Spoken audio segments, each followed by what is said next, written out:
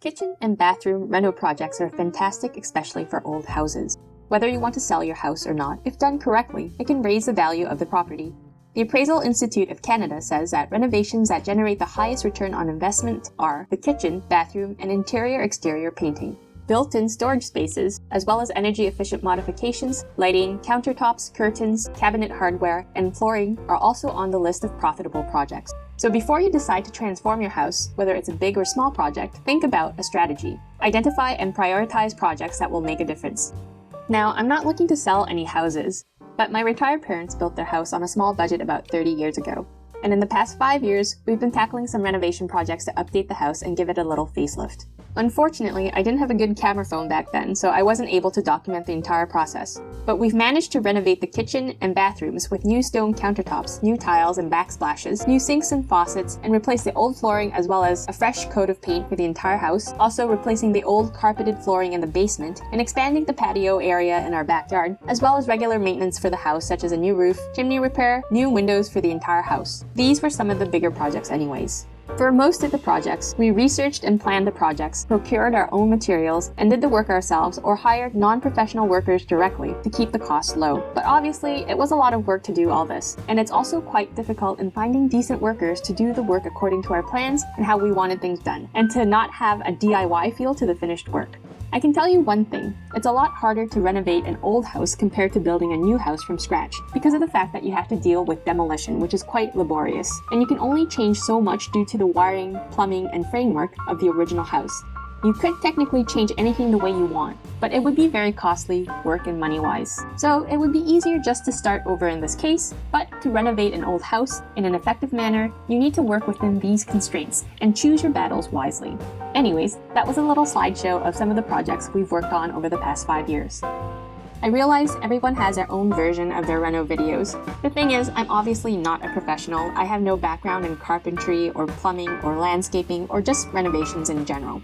I'm doing all these projects for the very first time, and as much as I research the projects thoroughly, I am learning things as I go. And even though it's a DIY project, I want things to look and function well, like it was done by a professional. My particular interest for DIY projects lie in the fact that we can produce work that is unique or customized, stylish and professional at a fraction of the cost if you were to hire a real professional to do the work. So in order to have a successful DIY project, you need to do a lot of research, try to plan out your projects, and think through every step. And I find that patience and attention to detail are key components to having things turn out professionally. I was looking through some files and I did find a more recent folder with some photos of a DIY bathroom vanity cabinet reno project I did a few years back. The project was fairly simple, so I thought I would make a little video on it. So let's move on to the actual project.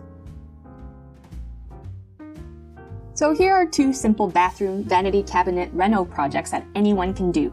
Staining and painting oak cabinets are similar projects that require slightly different techniques, but depending on which style you want, I think they both look fantastic when they are done correctly.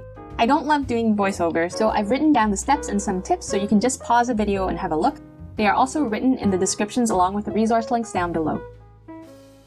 I tried to make the material list as flexible as possible so that you can substitute materials and alter steps to suit your own needs. At the end of the day, I prefer to choose materials based on safety and cost. As long as the end result is the same and I don't have to sacrifice quality, it's all good with me.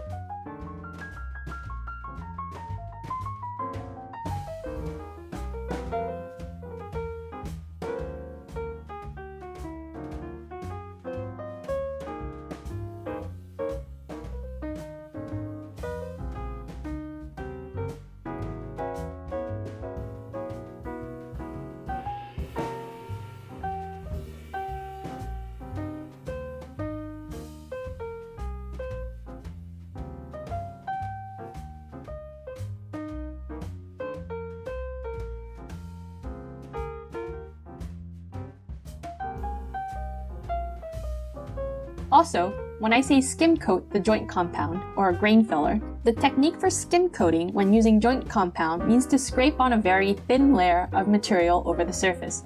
It's a bit like buttering toast. You scrape on a little bit of butter on top of your toast so that it essentially fills in the nooks and crannies of the bread. In this case, you're filling in the grain in the wood. If you put too much material, just let it dry and sand the surface so that it looks similar to what I have in the photos. You can repeat this step a few times to make sure the grains are well filled.